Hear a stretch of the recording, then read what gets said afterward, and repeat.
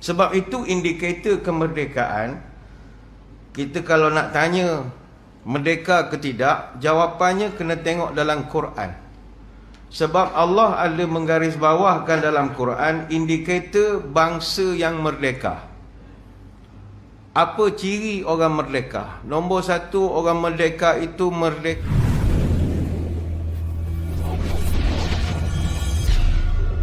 Assalamualaikum warahmatullahi wabarakatuh. Bismillahirrahmanirrahim. Alhamdulillahi hamdan katsiran tayyiban mubarakan fihi kama yanbaghi li jalali wajhikal karim wa li azimi sultanik. Allahumma salli ala sayyidina Muhammadin abdika wa rasulika nabiyil ummi wa ala alihi wa sahbihi wa sallim. Nawaitu ta'alluma wa ta'lim wa tazakkura wa tazkir wal naf'a wal intifa' wal ifadah wal istifadah wal hasa ala tamasuki bi kitabillah wa sunnati rasulih wa du'a ilal huda wa dalalah alal khair ibtigha'a wajhillah wa mardatihi wa kurbihi wa thawabihi lillahi ta'ala. Allahumma raddina bi qada'ika wa sabirna ala balaika wa auzi'na syukra ni'maika. Ya Allah, jadikan kami redha menerima takdirmu, jadikan kami sabar menerima ujianmu, dan bimbinglah kami untuk sentiasa syukur kepada nikmatmu. Terima kasih yang berusaha, tuan pengacara majlis, yang saya hormati pengurusi ahli jawatan kuasa dan para pegawai Surau An-Nur, Bandar Puteri, Kelang. Seterusnya tuan-tuan guru, para alim ulama, para habaib, muslimin muslimat, hadirin hadirat, tuan-tuan puan-puan, moga-moga dirahmati Allah sekalian. Anak Cina memakai singlet pergi ke kedai. Kalaulah tidak kerana jalan berbelit-belit, tadi dah saya sampai. Minta maaf lah ya. Main kawasan sini time hujan susah hati tuan-tuan. Dia punya tahap banjir mengejut tu anytime saja. Syukurlah dapat sampai juga akhirnya. Walaupun bertalu-talu lah mesej menyebutkan air naik di sana sini. Wallahu a'lam. Hadirin hadirat sekalian, tepat jam 12.30 malam 31 Ogos 2022 nanti, kurang lebih lagi 11 hari, genaplah 65 tahun kita telah bertuankan bangsa sendiri. Merdeka ini dia tidak datang umpama embun di waktu malam. Dia tidak kita perolehi secara magic atau jampi serapah, abrakadabra sim salabim di wadi manikam sinawari puh terus merdeka. Tidak. Merdeka ini kita dapat dengan air mata, keringat, darah, bahkan nyawa nenek moyang kita. Cuma persoalannya pada malam ini adalah, merdekakah kita? Merdeka itu sering disebut maksudnya bebas. Tidak lagi seperti 1511. Ketika itu hidup sentiasa rimas, kesana kemari dalam cemas. Bila-bila masa hilang napas, dikekang penjajah tanpa belas. Tapi alhamdulillah kini merdeka kita memang bebas. Rupanya bebas untuk berkelakuan ganas, buat jenayah dengan jelas, maksiat jadi lumrah, gejala sosial jadi barah, nafsu diikut-ikut, tidak wujud lagi rasa takut.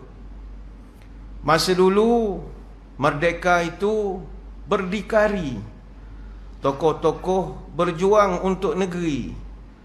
Nak buktikan Melayu boleh bawa diri, tak perlu Inggeris untuk memerintah, tak ingin British untuk menjajah, tak sanggup Jepun mengerah-ngerah, kerana kita senang dan mudah untuk berubah.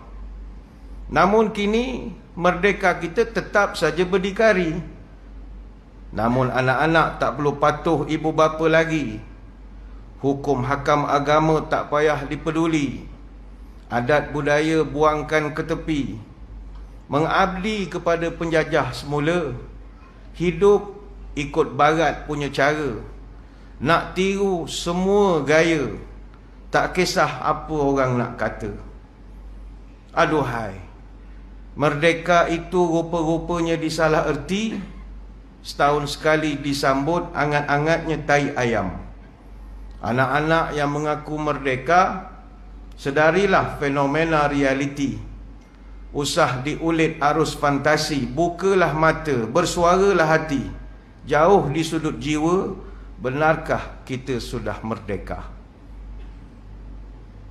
Bagi kumpulan tertentu, merdeka ini bagi mereka mau duitkah? Mau duitkah?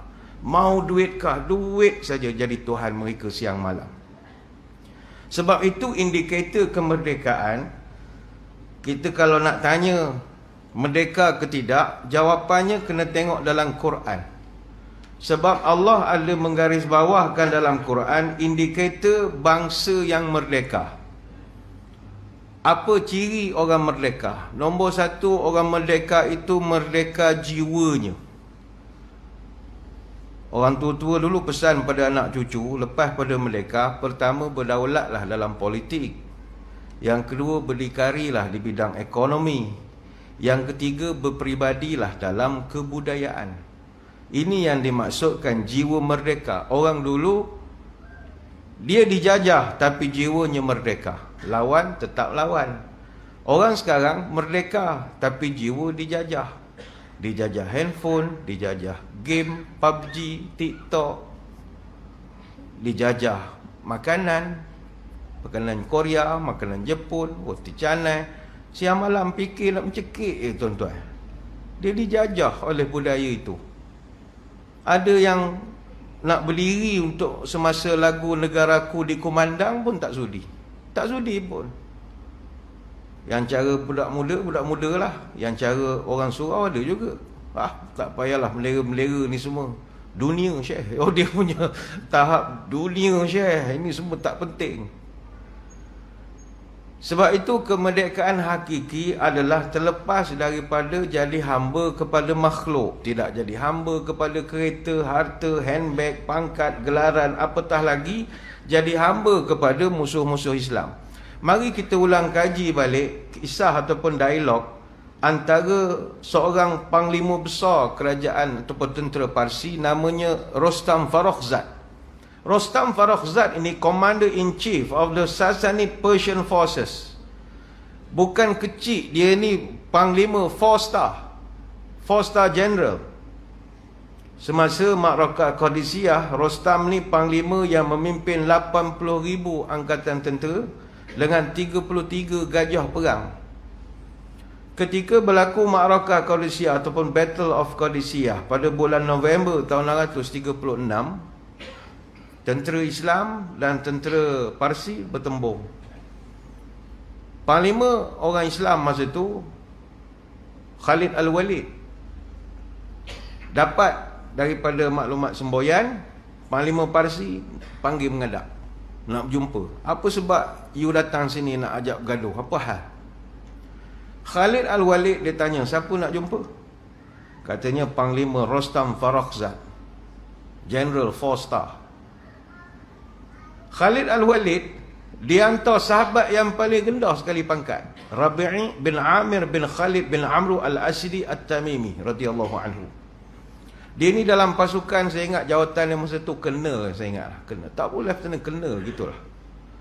Padahal Khalid Al-Walid dia ada panglima-panglima kanan dia yang lebih ramai lagi. Yang 3-star, 2-star, 1-star semua ada general. Dia ada Sa'ad bin Abi Waqqas, dia ada Musanna Al-Haris, dia ada Husaifah Al-Yamani, dia ada Nu'man bin Muqarin, dia ada Abu Ubaid, dia ada Hisham bin Utbah, dia ada Abu Layla, dia ada Qaq' ibn Amr. Qaq' ibn Amr ni panglima GGK, grup gerak khas, beret hijau. Panglima komando dia. Dia tak hantar Qaq'. Boleh je hantar Qaq'. Qaq' ni saya ingat 2-star general. Zaman Sayyidina Umar, atau khususnya zaman Khalid Al-Walid, dia buat satu kumpulan elit tentera SOF lah, Special Operation Force, dipanggil Kazima. Kerja grup yang dipimpin oleh Qaq' ini, kerjanya bunuh general dia. Tak ada kerja lain. Mana dalam mana-mana peperangan, kau punya kumpulan, kerja kau bunuh general je. Sebab tentera kalau bos dia tak ada, dia jam lah. Jam lah, dia tak ada general dia. Jadi Qaq' ni memang komando betul. Khalid Al-Walid sendiri, di tangan dia, dia pernah bunuh 24 jeneral musuh. Tangan kosong, tak ada senjata. Tempur tanpa senjata. Jadi bila orang beritahu, tuan, ini Rostam nak panggil kita, nak bincang, nak negotiate lah, kalau boleh bincang cara diplomasi ke macam mana, tak payah perang ni, mahal kos apa semua ni. Kata Khalid, tak ada, bincang-bincang boleh, tak ada masalah. Dia pun hantarlah Rabi' bin Amir. Kena.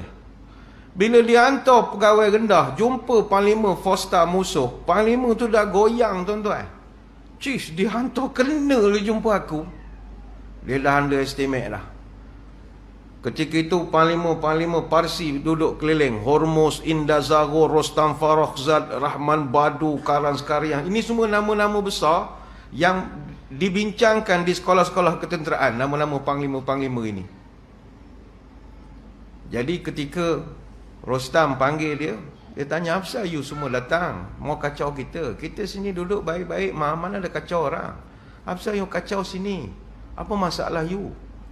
Apa jawab Rabi' bin Amir? Allahu ta'asana linukhrijan nas min ibadatil ibad ila ibadatillah wahdah.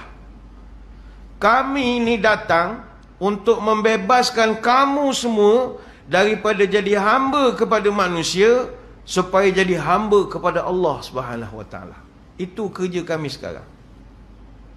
Bayangkan, belum Khalid Al-Walid buka mulut, itu dia suruh kena dia je.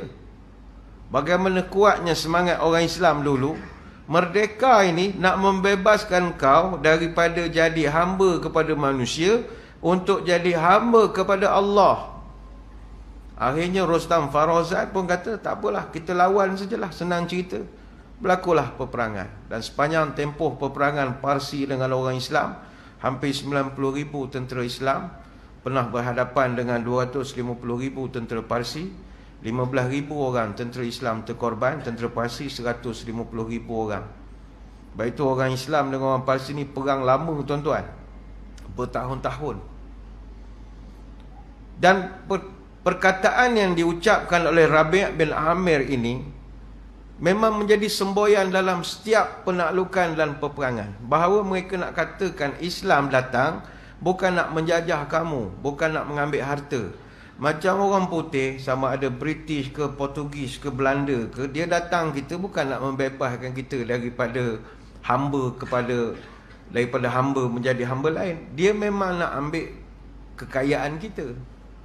Sebab itu orang putih datang, dia bukan sekadar mengambil kekayaan negara, dia sikat, menyikat. Betul, bahasa Melayu beza, mengambil dengan menyikat lain. Sikat, dia sikat betul harta kita ini. Bayangkanlah sikat, daripada atas sampai ke bawah dia ambil. Apatah lagi sikat kutu, lagilah sampai ke dasar tu dia ambil tu. Dalam, deep betul dia ambil. Sebab itulah kalau tuan-tuan pergi ke London, semua bangunan besar-besar kolonial tu semua duit nenek moyang kita tu, dia ambil bawa ke sana. Dia takkan kaya begitu kalau dia tak menjarah kekayaan kita. Tentang kekayaan negara kita tak payah cerita lah. Saya daripada Pahang kaya sampai sekarang. Hasil bumi ya, kaya, tak habis, tak putus. Sebab tu nama Rauk, daerah Rauk. Rauk tu nama Rauk. Emas dulu Rauk dia dapat. Rauk dia dapat emas.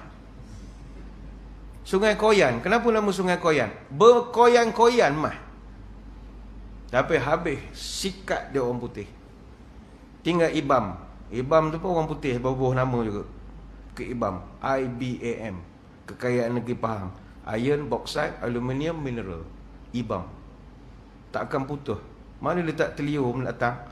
Tapi orang Islam ketika nak perang dengan negara orang, apa yang kita ucapkan? Allahu ta'asana linukhrijan nas min ibadatil ibad ila ibadatillah wahdah. Kami datang nak tukar awak daripada jadi hamba manusia kepada jadi hamba Allah.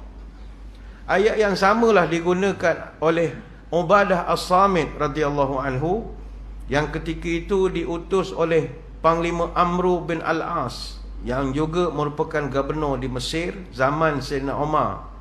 Umar Al-Khattab diarahkan Amru pergi kirim salam dekat dengan Muqawqis. Dia ni gubernur Rom di Mesir. Kerajaan Rom masa tu, Mesir di bawah dia orang. Jadi dia buka satu kedutaan dia di Iskandariah. Adalah berlaku benda-benda yang tak sedap didengar oleh Sayyidina Umar.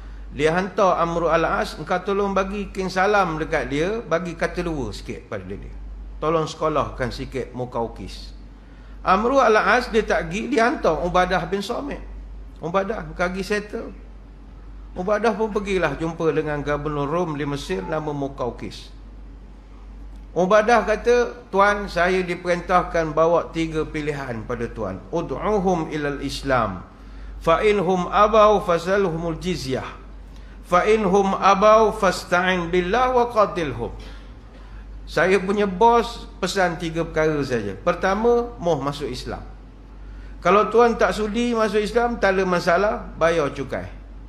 Bayar cukai. Kalau cukai tak nak, Islam tak nak, minta maaf, kita kena gaduh lah. Mesti lawan lah. Itu saja pilihan. Muqawqis tanya, afala tujibuna ila khaslah ghair hadhil khisal salas? Amboi, takkan tak ada pilihan A, B, C ke A saja, B saja? Takkan tak boleh tak pilih ke? Teruk sangat awak ni objektif. Tak ada subjektif langsung ke soalannya.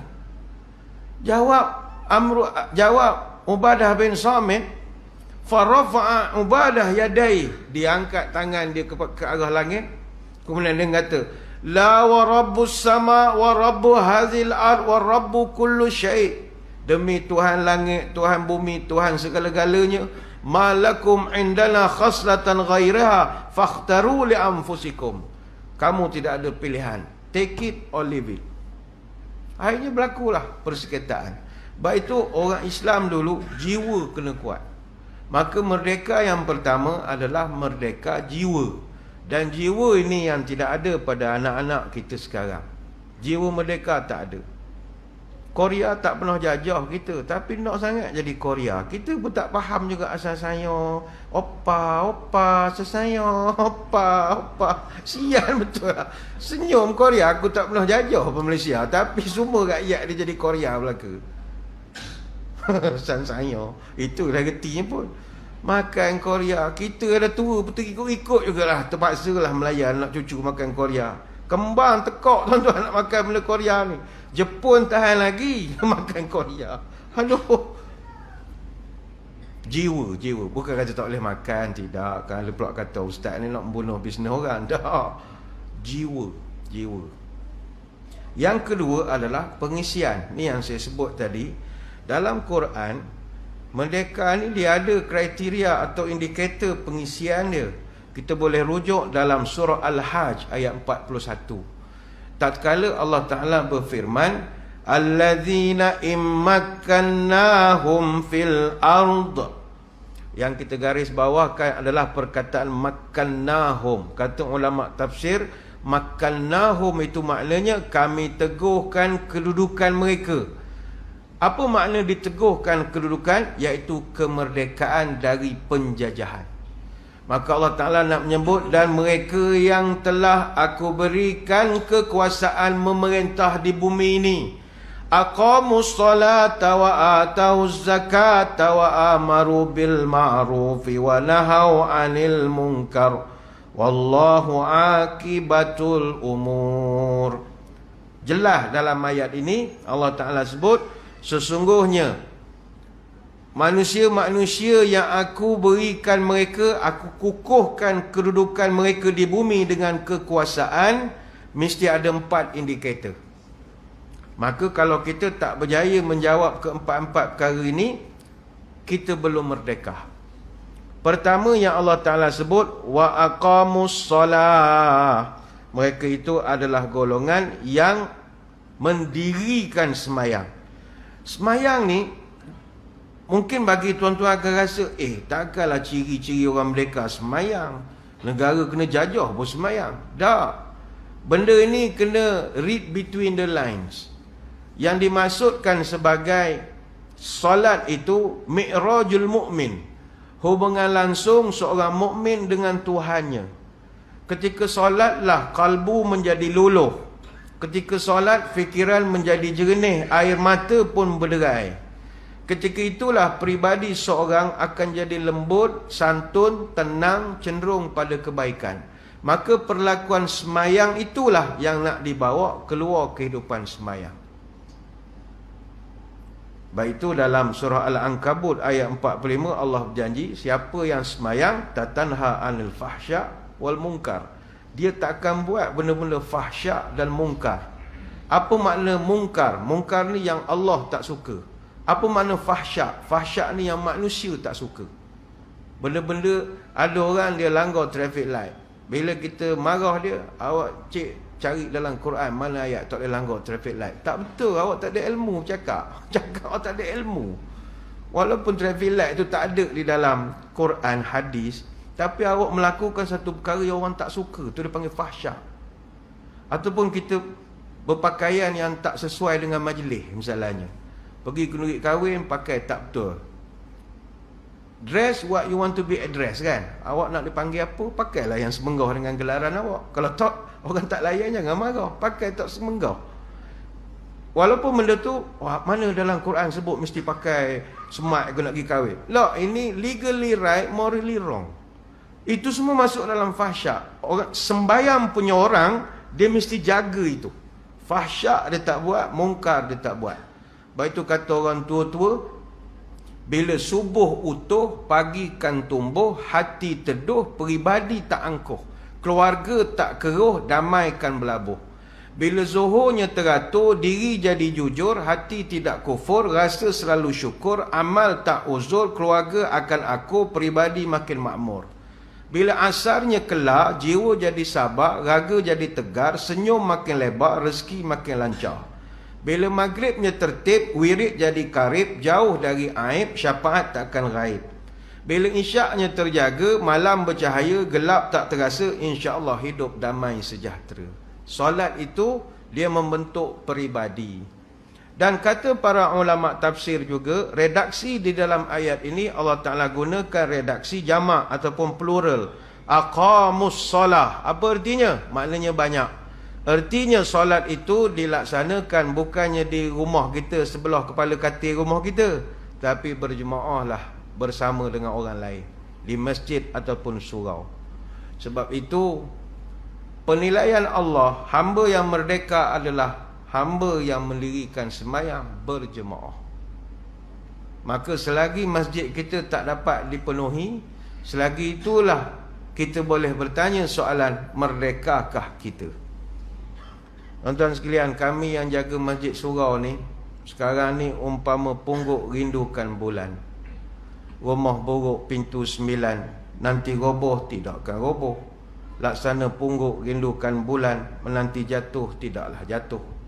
Sejak daripada pandemik, campur SOP, jemaah bergaduh dengan Tok Imam siang malam, menyebabkan kita tak dapat nak tarik balik jemaah kita macam seperti tahun 2020 BC. BC itu before COVID lah. Tahun 2020 before COVID.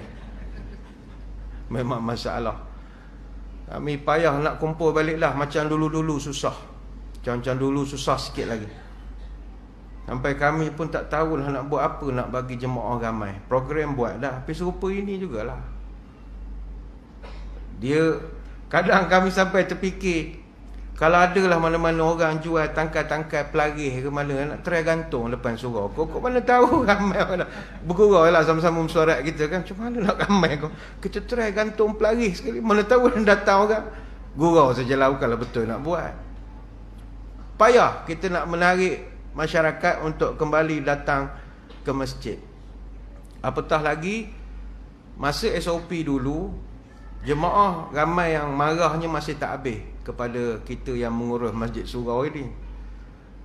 Ada pula yang kata, malas aku sembahyang surau masjid. Apa pula? Mana ada pahala sembahyang sekarang? Ngapa tak ada pahala? Soh renggang macam tanam pokok kelapa sawit. Man, tak betul, dia kata. Ni semua tak ikut sunnah. Selap tu. Dia sekolahkan kita, ni tak ikut sunnah, dia kata. Sembahyang tutup-tutup muka ni, mana dalilnya? Tuan-tuan sekalian, kalau setakat tak nak datang masjid surau kerana faktor soh renggang, malas SOP, malas pakai mask, akhirnya tuan-tuan tak datang, kita ingin lontarkan satu soalan, sila jawab. Mana lagi afdal? Datang solat berjemaah di surau dengan soh renggang, atau tak datang langsung berjemaah? Mana lebih sunnah? Sila jawab. Mana lebih sunnah? Tuan-tuan sembahyang di rumah sebelah kepala katil, dengan datang ke surau masjid, tapi softnya tak serapat dulu. Kita tak kata renggang, tak serapat dulu. Ada beberapa perkara perlu dipahami. Sembahyang berjemaah ini setengah ulama menghukumkan wajib. Cuma kita je, mazhab kita tidak terlalu tegas sangat dalam hal ini. Kalau tengok pendapat dalam mazhab Abu Hanifah dan Imam Ahmad, mereka pegang bahawa wajib berdasarkan riwayat. Pernah Nabi didatangi seorang laki-laki OKU, cacat penglihatan, buta. Dia minta izin daripada Nabi untuk tak pergi masjid. Bila Nabi tanya, kenapa you tak boleh datang masjid? Saya tak ada caregivers, tak ada guide, tak ada orang nak bimbing saya, nak guide saya pergi ke masjid. Siapa nak bawa? Takkan hari-hari nak agak anak jiran hantar. Jadi boleh, ya Rasul, saya ada masa saya datang, ada masa saya nak sembahyang kat rumah je, boleh kita tidak? Nabi kata, okey, tak ada masalah, no problem. Orang tu pun bergerak. Tiba-tiba kata Abu Hurairah, Nabi panggil balik, sekejap. Sorry, saya nak tanya, hal tasma'un nida' bis salah? Rumah kamu tu boleh dengar azan tak daripada masjid ni? Jawab lelaki tu, na'am, saya boleh dengar ya Rasul.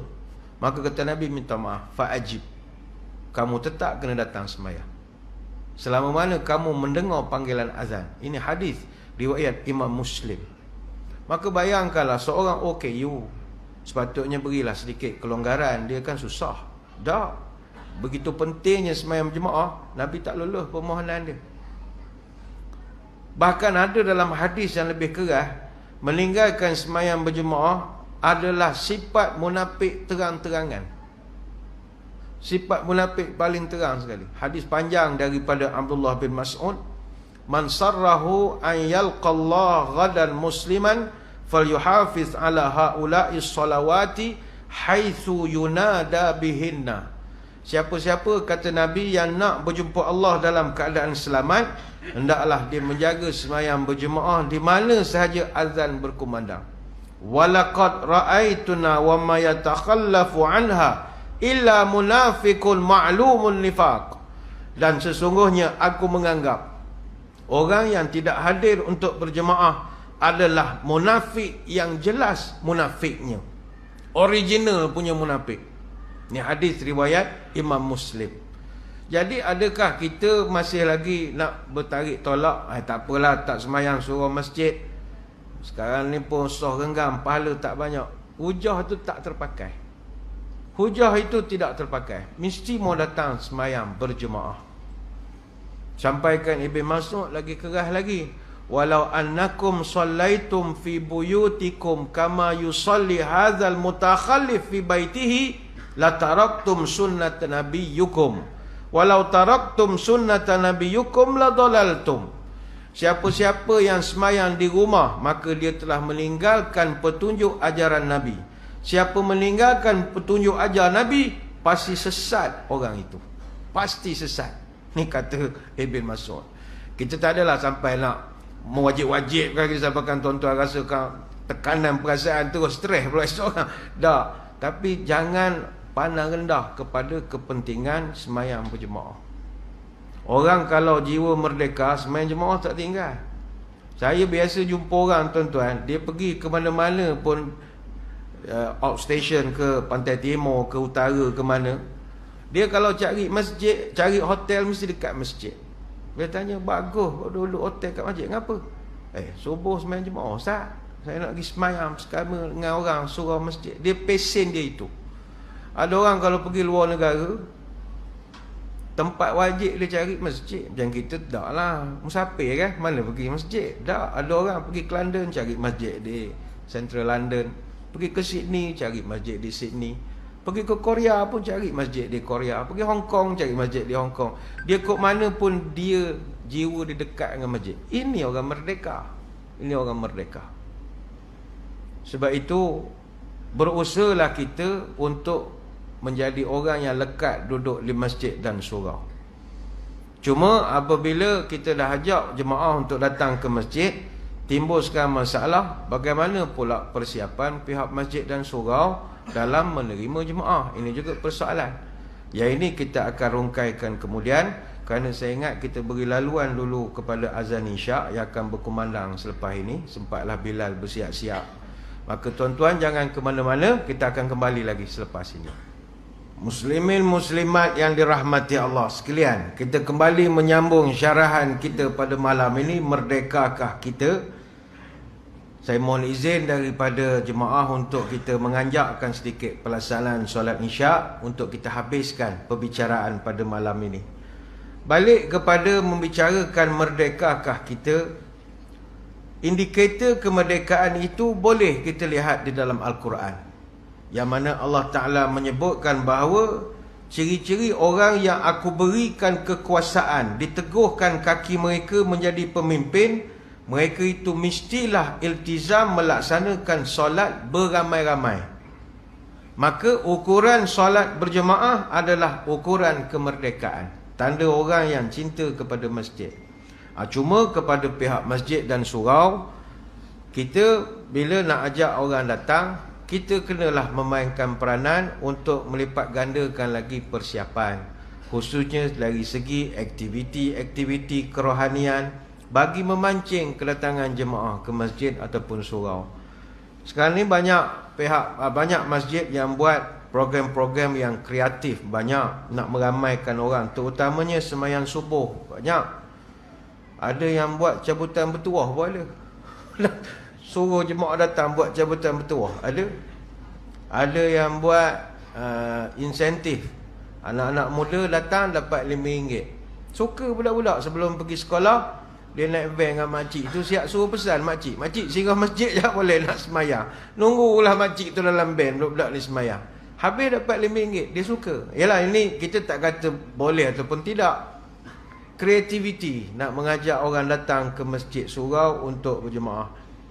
Cuma jangan lupa kepada main objektif masjid, solat berjemaah. Kan sibuk buat benda lain, sembahyang jemaah tidak diambil perhatian pula. Cuma kalau nak sembahyang berjemaah ni, ini petua ya. Saya tengok di Malaysia ni, surau masjid kalau nak bagi jemaah ramai, nombor 1 aircon, kena ada aircon. Payahlah orang kita masjid tak ada aircon ni, dia tak berapa selesa. Mungkin dia beranak di Amerika agak dulu. Dia memang dia tak boleh. Pasanglah kipas helikopter tu 6 sekalipun, dia punya muka tu kurang, tak nak senyum lah. Dia, bila aircon tu dia muka lah senyum sikit lah. Aircon. Yang kedua, saya tengok imam kena cari yang sedap bacaan dia. Budak-budak muda ramai kan, imam kena sedap. Kalau imam tak sedap, tak apa, PA system kena sedap. Kalau boleh yang auto tune punya PA system. Oh, kalau auto tune tu tuan-tuan, batuk pun sedap. Soft batuk pun sedap. Dia ya. Masjid saya, masjid negeri, baru tukar PA system. Habis kat setengah juta juga, 400,000 lebih. Memang sedap betul. Pakai digital semua. Muka tok imam ada, muka khatib ada. Dia bertukar, dia tekan gambar pada iPad tu, pup, terus dah tune suara dia lah. Canggih sangat. Macam surau ni PA system bagus ni. Ni kira standard lah, standard tinggi dah ni. Dia PA system bagus, dia bukan pada alat, tapi dia kena buat rawatan akustik dulu. Rawatan akustik ataupun penilaian sistem elektroakustik. Saya pun tak reti, baru ni lah reti nyebut-nyebutnya. Dia kena cari reasonable speech intelligibility. Wah, cara nyebutan yang betul. Rupanya suara kita ni dia ada orang dia yang pandai. Macam kita kan tahu pulas Melatan tu je 10, 8, 7, suka-suka hati je lu orang ni. Bila ni dia pulas ni. Rupa tak, dia bukan atas kita putar-putar tu. Suara kita berapa dia punya, dia kena nilai, dia ada ukuran dia. Sebab itu macam sound engineer, dia akan buat ukuran, dia guna omnidirectional ataupun dia guna 3D ataupun pakai mikrofon dummy. Dia ada.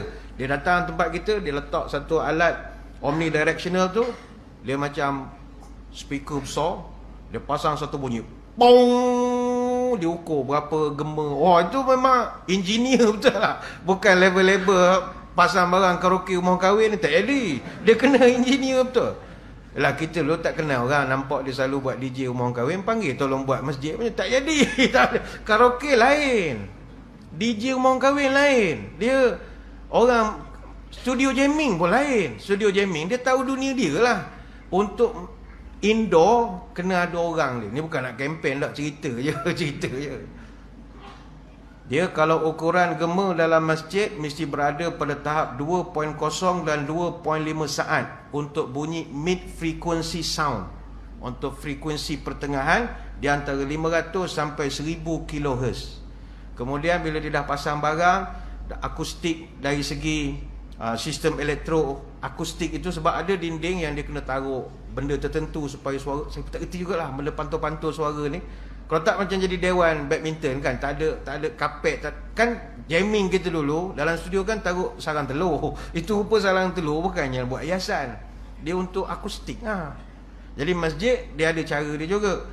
Bila dah pasang, kita akan buat penilaian parameter akustik. Dia panggil STIPA, Speech Transmission Index for Public Address. Itu ratus ribu tu tuan-tuan. Memang kena panggil sound engineer. Tapi masa buat projek tu di Masjid Negeri Pahang dulu, yang jadi sound engineer saya. Bukan sebab saya pandai tak, kerja saya sound engineer. Engineer yang lembak-lembak tu saya sound. Engkau ni bila nak siap? Tak sedap pun suara. Esok. Kerja saya sound engineer. Merasalah juga jadi sound engineer walaupun ustaz. Dia orang kita kena gitu. Aircon, imam baca sedap, PA system bagus. Dan kalau bonus, imam good looking. Itu tambahan bonus lah. Itu budak perempuan belakang saya buat TikTok lah Kalau imam handsome daripada jauh buat TikTok. Kita terpaksa kreatif lah untuk nak mengajak masyarakat datang. Dan jemaah kita pun bukan tak menyumbang. Tabung kita alhamdulillah, kalau hari Jumaat ke apa sumbangan ada, gunalah, jangan tak guna. Dia kalau boleh katalah Jumaat baru ni dapat 5,000 contoh. Sebelum Jumaat depan 5,000 ni dah habis lah. Itu pengurusan terbaik lah. Jemaah pun suka duit habis. Sebab dia sedekah, dia suruh perhabis, bukan suruh simpan. Cara ngabis macam mana? Tukar kepala paik. Itu benda kan dia buka, apa tak ada air boleh pusing-pusing. Marahlah dia, aku dah sedekah tak tukar-tukar juga. Ni bukan cerita sini, tempat lain. Ni contoh tempat-tempat lain. Ataupun getah paik belengkor macam ular sawa atas lantai. Buka terangkat-rangkat macam ular sawa. Marahlah orang. Dia sebab yalah, dia akan jadi seronok nak datang ke sebuah masjid bila dia rasa duit dia tu dimanfaatkan. Ini psikologi jemaah lah. Kalau tak boleh marah kalau orang tak datang masjid, kita tak prepare untuk nak menyambut kedatangan. Ada orang kadang dia mengadu, surau kita orang ni tak ramai orang ustaz. Ngau pula. Kita orang punya perumahan keliling ni semua masjid. Sana masjid, sini surau. Kat apartmen tu saya ada surau gini. Tuan-tuan, orang meniaga, restoran lagi kuat persaingan. Tapi macam mana dia orang boleh hadapi persaingan? Masak sedap-sedap. Masak sedap, harga bagus, servis bagus. Orang akan datang kedai kita walaupun banyak saingan. Saya pernah jumpa orang budak jual burger depan McD. Berani betul dia tuan-tuan. Orang tak jual burger depan McD, tapi dia nak tunjukkan kalau kita bagus, kalau kita servis okey, muka ala senyum. InsyaAllah boleh jual 100 burger sehari. Sebab kadang orang nak pergi drive thru, Allah panjangnya, beli kat dia. Alat daripada balik kosong, baiklah beli dengan Mamat ni. Sambil jam tu, bang, 3 tak nak pedas anak-anak. Beres boh. Kan dia pusing balik, siap dah burger. Kalau, yalah mana kalau masjid surau tu bagus, walaupun ada 5 masjid keliling, orang tetap pergi kat kita. Apa sebab? Makan sedap. Wah, makan tu utamanya. Ada makan lepas ni kah? Tak ada makan. Tak ada. Payahlah sikit. Ni contoh saya bukanlah nak merendahkan dah. Cerita anak beranak kan, musim-musim nak meramaikan orang ke masjid ni. Jadi itu yang pertama lah tuan-tuan. Allah Ta'ala ukur mereka ni, mesti rumah aku kau penuhkan. Yang kedua dalam ayat itu disebutkan bahawa ciri bangsa yang merdeka ni, makannahum fil ard, orang yang aku kukuhkan kekuasaan mereka ni. Ciri yang kedua, wa atawuz zakah, mereka ni bayar zakat. Sekali lagi, zakat ini dia bukan sekadar kita pergi LZS potong gaji, aku dah merdeka. Tidak, dia menunaikan zakat satu bentuk kepedulian sosial, simbol kepedulian sosial. Agama Allah ini dia tidak ditegakkan hanya untuk mengurus masalah rohani, hanya fikir masalah akhirat saja. Tapi agama Allah ini, dia memperhatikan keseimbangan kehidupan sosial masyarakat. Macam kita surau masjid, mentang-mentang kita beritahu kita naklah pencantikkan masjid. Jangan sampai masjid surau kita sibuk berdandan sehingga lupa pada lingkungan. Artinya masjid cantik, lampu lelap, sampai orang pun tak tahu beza mana kedai tom yam, mana masjid. Orang salah singgah kalau ada. Masjid tepi jalan kampung-kampung tu kan, kita ke Bulu pukul 11. Tu tom yam tu, singgah tu pun masjid lah. Dia punya lampu sama kedai tom yam, biru, merah, putih, keliru jadi. Jangan terlampau sibuk berjangok. Berjangok ni bahasa Pantai Timur, comel sangat apa semua. Tapi ibu tunggal di qaryah itu tidak disantuni. Anak-anak yatim tetap kelaparan sampai terpaksa minta bantuan daripada qaryah lain. Malulah kita. Kadang kita di surau kita, ada je datang orang susah, bang minta bantuan saya bang, kita orang ni susah. Kadang kita tanya, rumah kat mana? Bukan tak nak bagi saja berkenalan. Rumah saya kat tu. Oh, situ ada surau kan? Ada surau, tapi susah kita orang nak ambil makanan pun JK suruh balik. Tak syok ayat-ayat macam tu. Tak sewajarnya berlaku. Sebab kita tak ada nilai kemerdekaan ini kalau kita tak dapat memerhatikan keseimbangan kehidupan sosial masyarakat kita. Tuan-tuan sekalian, kita pernah berada dalam situasi getir dan mencabar sepanjang tempoh pandemik. Dan percayalah, ada di kalangan kawan-kawan kita yang masih belum dapat berdiri lagi pun. Masih baru separuh lah boleh duduk. Hari tu dah melerak terus lah. Dia dah terterak betul. Ni bolehlah duduk sikit. Berdiri pun belum berjalan bertatih lagi lah. Mungkin sebelum Covid, wah dia memang lari laju lah. Tapi bisnes pun dah melerak habis. Ramai yang belum dapat berdiri sempurna. Kita kerja kerajaan ni tak apalah, work from home. Tak kerja pun naik pangkat. La ilaha illallah. Duduk rumah naik pangkat 52. Bayangkanlah, tak apa kerja tak tahu. Rezeki lah masa Tuhan dah tentukan. Tapi ada kawan kita di luar sana yang masih lagi belum dapat berdiri. Bagaimana adakah kita membiarkan mereka susah begitu? Maka di sinilah peranan masjid dan surau sangat mustahak. Sebab itu aqamus solah, semayang ramai-ramai, kau santuni orang susah. Itu jiwa merdeka. Santuni orang susah. Tuan-tuan sekalian, teringat saya kisah di zaman Umar Al-Khattab radhiyallahu anhu.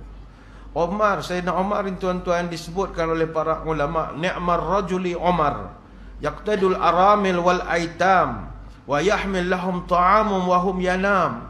Umar Al-Khattab ini adalah seorang manusia yang sangat baik. Ketika dia jadi pemimpin, tiap-tiap malam dia akan ronda mencari janda dan anak yatim untuk dibawakan pada mereka makanan. Ketika anak-anak dan janda-janda itu semua masih tidur, dia hantar makanan dekat rumah dia orang. Ini Umar Al-Khattab. Ada satu ketika pernah berlaku, masa tu di Palestin dan juga di Syam berlaku bencana kelaparan yang disebut sebagai tahun kelabu, Year of Ashes ataupun Amur Ramadah, antara tahun 638 sampailah Oktober 639. Wabak itu berlaku disebabkan, kebuluran itu berlaku disebabkan cuaca panas yang melampau. Dan ahli sejarah bersetuju bahawa kelaparan atau kebuluran ini kemungkinan menjadi faktor penting penyebaran wabak di Amwas, yang mana badan manusia, imuniti badannya semakin menurun sebab makan tak berapa berzat, sehingga memancing datangnya tikus yang akhirnya membawa infection lah kepada populasi manusia. Amwas ini memang cerita taun yang terkenal, dan itu antara tanda-tanda kiamat. Taun di Amwas ini. Amwas ni satu daerah di Palestin dulu. Dia 6 batu daripada Ramallah, daripada jalur Baitul Maqdis, dan kawasan itu sekarang terletak antara Palestin dengan Jordan. Dalam kitab Mu'jamul Buldan disebutkan 25,000 orang meninggal kerana wabak itu, daripada 36,000 tentera Islam yang kebetulan ada operasi di sana. 6,000 orang je yang hidup. Yang lain semua meninggal wabak. Antaranya Abu Ubaidah bin Al-Jarrah, Muaz bin Jabal, siapa lagi, Syurhabil bin Hasanah. Ramai sahabat Nabi yang kanan-kanan meninggal wabak ini, dan kebanyakannya dikebumikan di Al-Aghwar, di sebelah utara Jordan. Jadi ketika wabak itu, ramai orang yang kesusahan. Ramai orang yang jadi miskin, susah, sakit. Satu malam, Omar pun ajak pembantunya nama Zaid bin Aslam radhiyallahu anhu. Zaid, jom kita pergi meronda. Meronda lah. Buat rondaan sampai di satu tempat kejiranan nama Harrah. Maka kata Zaid bin Aslam, kuntu ma'a Amirul Mu'minin Umar Al-Khattab idza kharaja laila ya'iz ahwalu ra'yatu bi nafsihi falamma takhtina al-Madinah idza bihaiti harbin natab'athu minhu nara. Sedang kami buat jalan-jalan ronda-ronda, tiba-tiba kami terlampak dari jauh ada satu kemah, ada macam cahaya api di dalam kemah, macam orang memasak. Ni dah tengah malam. Jadi dia pun beritahu kepada Amirul Mukminin, kita kena tengok ni bawah. Apa hal tu? Tengah malam masak ni. Jadi Umar kata, jom kita pergi tengok. Makin dekat dengan pondok itu, dengar suara budak menangis. Umar pun masuk, ketuk pintu, minta izin masuk. Umar tengok ada satu orang ibu sedang memasak dalam pondok dia, dan kelilingnya anak-anak sedang menangis. Umar yang minta izin masuk, dia pun masuk. Dia tanya kepada ibu ni, minta maaf kak, kami ni buat rondaan. Orang ni tak tahu ni Umar Al-Khattab. Ingatkan polis benda rondaan ni. Kak buat apa? Masak apa ni? Dia pun pandang kepada Umar. Dia tak kenal Sayyidina Umar. Dia kata, anak saya menangis lapar, saya tak ada apa nak masak. Saya ambil batu, saya rebus. Saya nak galipkan anak saya, konon-konon mak dia tengah masak, pada rebus batu. Sekarang dia menangis, dia penat, dia tidur lah. Pagi esok baru fikir nak makan apa. Menangis Sayyidina Umar. Rakyat aku ada macam ni ke? Susah betul. Jadi ketika Umar menangis tu, makcik ni dia boleh sound pada Sayyidina Umar. Nak arak khalifah, benda dia buat. Dia sedap duduk di istana, makan sedap. Kita ni lah, dia bukannya tahu kesusahan rakyat. Dia tahu buat hal dia je. Lagi Sayyidina Umar melangis je. Dia tak tahu ni Umar Al-Khattab. Umar tanya, kenapa khalifah buat zalim begini pada makcik? Cuba terang sikit. Kata makcik ni, yatawalla amrina summa yaghfal anna. Dia tu tak layak jadi pemimpin. Kami yang memilih dia, sekarang dia lupakan kami. Ni kami tengah lapar ni. Umar memang menangis. Menangis. Aslam bin Zaid, dia cuba nak pecah lubang. Makcik sudahlah. Ini Umar lah ni. Umar kata, tak apa. Jangan beritahu kepada makcik ni aku siapa. Akhirnya kata Umar, wahai Zaid, jom kita cari makan untuk makcik ni. Dalam kitab Al-Bidayah wa Nihayah dicatatkan kata-kata Umar ketika dalam keadaan dia menangis tu, bi'sal wali ana in syabi'tu wan nasu jia'un. Akulah seburuk-buruk pemimpin ketika aku kenyang, rakyatku lapar. Akulah pemimpin paling buruk sekali, kata Umar Al-Khattab. Sebab itu jangan, bila orang tengah susah, kita jangan tunjuk senang kita. Jangan, tak sesuai. Media sosial ni kena kontrol sikit. Kau tengah makan atas kapal mewah ke apa, jangan tunjuk. Jangan, walaupun orang selfie, bukan kita nak tunjuk. Merbahaya sangat. Dia kena ingat balik kata Sayyidina Umar, bi'sal wali ana. Akulah pemimpin paling jahat. Kalau aku kenyang, rakyat aku lapar. Umar terus cari bantuan, pergi ke Baitul Mal, melompat jaga tu bangun. Tengok Umar datang. Umar berkata, buka pintu, aku nak ambil bantuan makan. Zaid bin Aslam pun masuk, dia ambil sendiri makan, dia pikul atas bahu dia. Kana yahmil jarabid daqiq ala zahrihi lil aramil wal aitam. Umar mengangkat sendiri guni gandum, letak atas bahu untuk diagihkan kepada ibu tunggal, janda dan juga anak-anak yatim. Faqala lahu ba'duhum. Pembantu-pembantu Baitul Mal kata, dakni ahmil angka. Tuan, biar kamilah angkat. Tuan bos, takkan malulah kita orang macam ni. Apa jawab Umar Al-Khattab? Wa may yahmil anni yaumal qiyamah dhunubi. Awak nak pikul dosa saya hari kiamat? Tak nak kan? Biar saya pikul benda ni sekarang. Umar kemudian bawa ke pondok, beri bantu kepada ibu. Makanan pun diberi-berikan, budak tu dapatlah makan sehinggalah beberapa hari. Tak perlu merasa lapar lagi. Sebab itu tuan-tuan, ini menjadi suatu pelajaran pada kita. Sangat penting untuk kita cakna dengan orang di sekeliling kita. Sebab itu kita selalu minta surau masjid, Senarai daftar anak qaryah mesti update. Siapa mu'alaf yang baru masuk Islam, siapa yang baru kehilangan suami, siapa yang baru jadi anak yatim, semua mesti update supaya kita dapat santuni dan bantu mereka. Dan bantu ni bukan mesti nak bantu orang susah saja, tidak. Sebab dalam Quran, kategori orang yang layak terima dalam Quran diterangkan terperinci oleh Allah dalam surah Al-Baqarah ayat 273. Pertama, ya Allah Ta'ala sebut golongan fakir miskin yang habis usaha dah, takkan lebih pada itu dia dapat. Dia kan ada orang, dia macam mana hidup dia pun, rezeki dia parah itu je. Kita tak payahlah hantar dia kursus usahawan jutawan, tak payah. Dia memang setakat itu je kemampuan dia. Ada setengah penceramah motivasi kadang, demo malah demo ni. Nego lah. Boleh pitih 200 hia. Sedap sangat. Dia ngempeng korang suruh meniaga. Tak, dalam Quran Allah Ta'ala sebut, lil fuqara'il ladzina uhsiru fi sabilillah la yastati'una darban fil ard.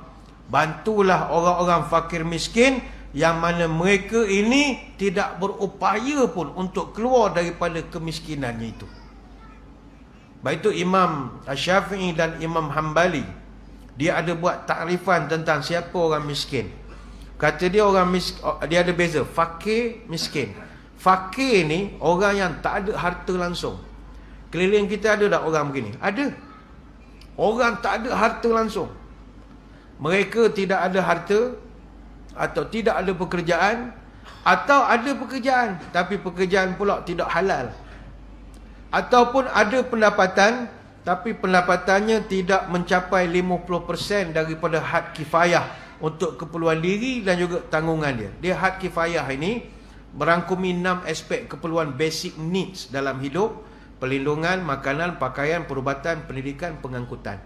Kalau 6 ni dia tak mampu nak bayar, maka dia masuk kategori fakir. Kita kena tolong dia. Yang kedua, miskin. Miskin ni kata Imam Syafi'i, orang yang ada harta tapi tak mampu nak cukupkan keperluan hidup dia, had kifayah dia tidak cukup. Lalu kita pun kadang kita kutuk orang-orang miskin. Ni malas kerja ustaz. Life is about a matter of choices. Your life, your choice. You pilih untuk malas kerja, you tak, jangan cakap begitu, tak boleh. Memang dalam Quran Allah Ta'ala akui ada orang la yastati'una darban fil ard. Mereka takkan berupaya untuk menukar nasib mereka. Nak suruh niaga, tuan-tuan, tak semua orang Allah Ta'ala beri kemahiran untuk meniaga. Meniaga ni dia ada seni dia. Jangan cuba-cubalah. Tengok rasa macam boleh buat, dapat ke kita belum tentu. Macam tuan-tuan menengok Cristiano Ronaldo ke ngelecek bola misalnya. Tengok masa ni gelecek, rasa aku boleh buat lah sekali. Dia punya cara gelecek, dia dribble bola tu kan. Tuan-tuan cuba buat. Rasa banyak bergerak perut pada kaki. Agak perut je goyang banyak. Gaya badan tu gaya dah Ronaldo. Bola tu tak bergerak. Rupanya tak lekat kaki pun bola. Agak ke gaya lebih. Maknanya ada benda yang kita bukan boleh main-main. Apatah lagi meniaga. Terang bulan gali ubi. Ubi digali lagi muda. Kalau tuan tak tahan rugi, jangan cuba dari mula. Apa bunga tidak bertangkai, itu bernama bunga rampai. Kalau tak pandai ilmu berkedai, habis modal, untung tak sampai. Batang kepaya dibuat tongkat, salah pegang jatuh terlipat. Kalau meniaga tak tengok tempat, modal habis, untung tak dapat. Pusing gasing tangan kidal, tali pendek putus jengkal. Kalau untung campur modal, tu tanda meniaga takkan kekal. Meniaga bukan senang. Jadi kita tak sewenang-wenangnya boleh demo nego lah. Tak boleh. Ada orang memang hidupnya susah macam tu, kita kena bantu. Ada pula satu golongan lagi yang Allah Ta'ala sebut. Ini kita orang Masjid Surau kena cakna dengan golongan ini. Golongan kedua, tadi first fakir miskin, anak qaryah kita mesti ada kategori ini. Kategori yang kedua, yahsabuhumul jahilu aghniya aminat ta'affuf. Satu lagi golongan yang mu kena tolong adalah orang yang disangka kaya kerana mereka tidak pernah meminta-minta. Dia beza. Dalam kerjiranan kita ada orang dia tak pernah minta tapi dia susah. Saya istilahkan mereka ni golongan M40. Orang selalu ingat orang susah B40. Dah, M40 pun susah juga tuan-tuan. Tapi dia tak cerita ke orang. Dia malu sebab dia pendapatan isi rumah kan semua orang tahu. Ada T20, ada M40, ada B40. Kalau T20 ni biasanya kumpulan yang berpendapatan, saya tak tahu yang update terbaru, tapi kalau dulu 8,319 ke atas. Kalau M40 kumpulan yang berpendapatan 3,860 sampai 8,319. Kalau B40 pendapatan bawah 3,860. Dia pendapatan isi rumah, bukan gaji individu. Maknanya kalau kita dengan isteri masing-masing gaji 2,000, total 4,000 sebulan.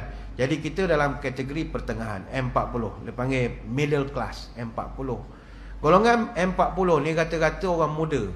Rata-ratanya juga peniaga. Mereka ni dulu sebelum pandemik, ekonomi bagus. Memang masuk beli rumah besar, kereta besar, hobi pun mahal. Basikal pun mahal, jangan main-main. Hobi main helikopter control. Zaman duit tengah meriah masa itu.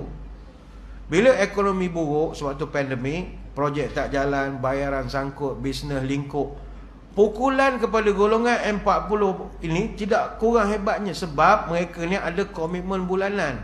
Komitmen bulanan mereka sangat tinggi berbanding golongan B40. Tapi mereka tak pernah terfikir nak gantung bendera putih depan rumah. B40 dia boleh gantung, M40 malulah dia. Sebab dia ada komitmen, dia ada gaji pekerja kena bayar, sewa perlu bayar, bil air, bil api tetap kena bayar, caruman insurans tetap kena bayar tiap bulan.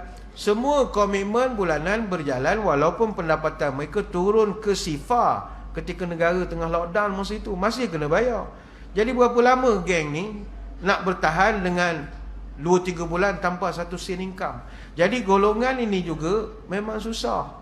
Nampak je mereka pandu kereta mewah, duduk di kondominium di Seri Hartamas, tapi orang tak nampak kereta dan rumah tu dah berbulan tak bayar.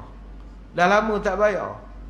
Orang tak nampak gaji dia walaupun dia eksekutif kena potong 60%. Orang tak nampak dia kena diarahkan ambil cuti tanpa gaji dah hampir setahun. Orang tak nampak bos dan pengawal masyarakat potong gaji 70%, nak pastikan pekerja-pekerja bawah dapat. Orang tak tahu masalah ini. Sebab itu Allah Ta'ala sebut dalam Quran, golongan ini sering disangka kaya padahal mereka susah. Jadi kita kena santuni juga. Ada orang kata, ustaz dia dah ada rumah besar, kereta besar, jual je lah. Tuan-tuan, orang tengah sesak nak moratorium, nak keluar EPS, nak minta BSH, tak ada masa nak beli kereta. Masa itulah. Sekarang ni jangan main, tiket konsert 500 orang beli sekarang lah. Jangan main-main, orang kaya betul. Saya baru tengok video, dia beli konsert, tiket konsert, siapa entah bilik mana datang, saya pun tak apa kenal juga. Kata 500 lebih sekeping tiket. Beli 3-4 keping jugalah. Sekali salah tengok tarikh tak dapat pergi, senyum je. Sekarang dah senang sikit ya. Jangan lebih kan, esok datang pandemik lain pula nak nyedor kita. Tapi golongan ini kita kena bantu. Itu alhamdulillah kita ucap tahniah banyak pihak lah, masjid, surau, NGO, pejabat, adun, parlimen apa semua wujud inisiatif untuk nak bantu. Kita buat food bank, ada bakul makanan, kita ada macam-macam. Cuma sekarang nak buat food bank ataupun kita nak buat dapur gerobok rezeki ni dah makin banyak masjid surau dah tak buat lagi. Dulu buat, sekarang kita tak buat. Sebab apa tak buat? Sakit hati kadang-kadang. Kenapa sakit hati? Itu orang sedekah tepung, susu, diapers, minyak masak. Kita nak marah, yang ambil orang sama. Orang sama. Dah lah ambil benda yang sama, orang yang sama, hari-hari ambil pula naik kereta Hilux, siap ulur lagi, ribah lagi ambil. Tak boleh gitu, ini untuk orang susah. Tapi nak marah pun bukan harta bapak kita, nak marah ambil lah kau. Cuma kalau rasa hari-hari muka yang sama, kita rasa tak sampai benda itu ya.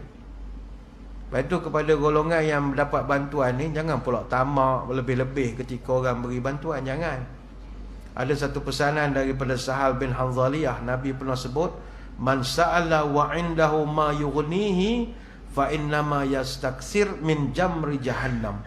Siapa-siapa yang meminta-minta padahal di rumahnya dah ada cukup dah untuk diri dia dan keluarga dia, maka dia telah memperbanyakkan bara di neraka jahanam. Sahabat pun bertanya, ya Rasulullah, wa ma yughnihi, apakah ukuran nak mengatakan di rumah kita dah mencukupi yang sampai kita tak boleh minta tambahan? Nabi kata, ma yughaddihi au yu'ashihi, kalau bekalan di rumah kamu cukup untuk dinner ataupun lunch, itu dah kira mencukupi. Lebih daripada itu, kamu telah dikira memperbanyakkan bara di api neraka. Kadang kita surau masjid ada orang sedekah, macam korban baru ni kan, kita portion untuk orang susah, kita hantar. Rupanya dia dah berapa ramai dah orang mengantar daging, dah gaut-gaut ke diri dah makan daging. Tak ada lalu nak melepih, nak mengatakan tak apalah, saya ni dah kat 6 kilo dah saya dapat ni, tak apalah encik hantar lah. Tak ada. Ya, terima kasih banyak. Rimau melangis tak ada, request pula lagi. La ilaha illallah. Banyak lemak tak ada rimau melangis ke? Janganlah banyak songeh, tak boleh. Kadang tu hantar diapers, lampin pakai buang untuk baby, kita pun hantar. Tak maaf, ni brand apa? Ni brand ni lah, tak benda lah brand kita orang sedekah. Mami Poko ada tak? Kita kalau yang lain tu anak saya gatal. Pening kepala betul, dia buat request ingat kita gerak agak. Hantar beras. Kita ni tukang menyampai je, orang hantar ke masjid, kita hantar ke orang. Beras cak apa ya? Tahu cak mutan ke manggih ke apa? Cak naga ada. Dia boleh request cak naga. La ilaha illallah.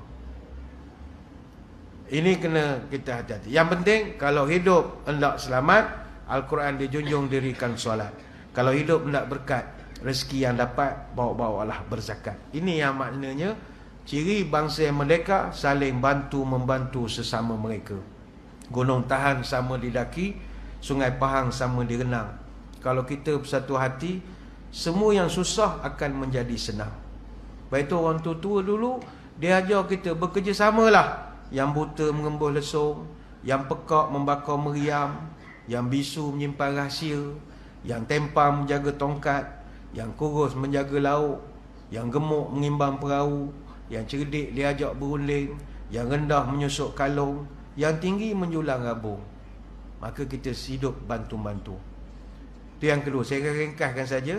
Yang ketiga, Allah Ta'ala sebut, wa amaru bil ma'rufi wa nahau 'anil munkar, iaitu mereka itu tidak henti-henti melakukan amal ma'ruf nahi mungkar. Dalam bahasa mudah, mencegah benda-benda yang tak baik yang berlaku di sekeliling kita. Dalam kejiranan kita ada orang isap dadah misalnya, kita kena prihatin. Jangan serahkan kepada AADK semata-mata, tak terbuat dek dia.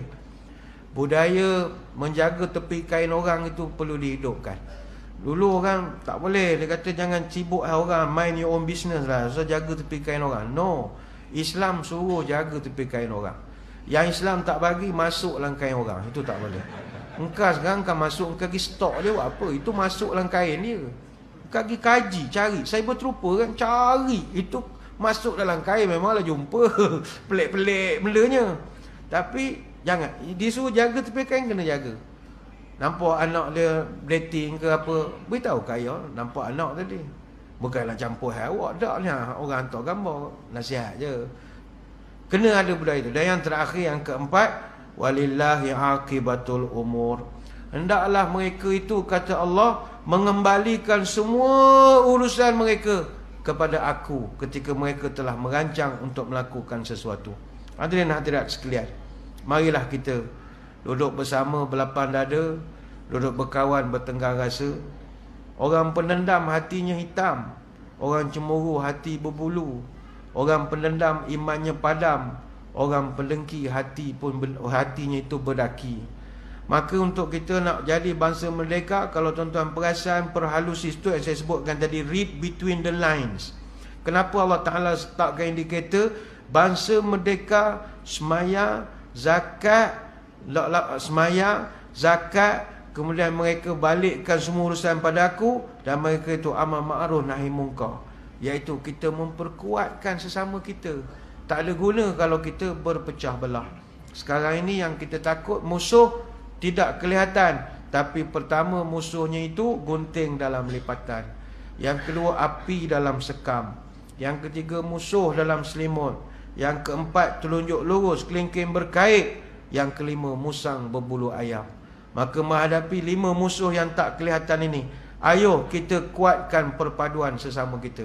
Jaga sembahyang berjemaah, zakat, kepedulian sosial mesti dijaga, tegur menegur kalau ada sebarang kesalahan, dan kita kembalikan. We do the best, let God do the rest. Buat yang terbaik, selebihnya kita serah pada Allah. Inilah kemerdekaan yang sejati pada ukuran Allah Subhanahu Wa Taala. Kita mungkin tak apa lama nak pilihan raya, adalah bunga-bunga pilihan raya tu ada dah. Nak bersiasah silakan, tapi ingat pesan orang tua-tua, pertama, pantang bersiasah tidak senonoh. Cabar mencabar mencari musuh, ke dalam bertikai keluar bergaduh, rakyat sengsara negeri pun runtuh.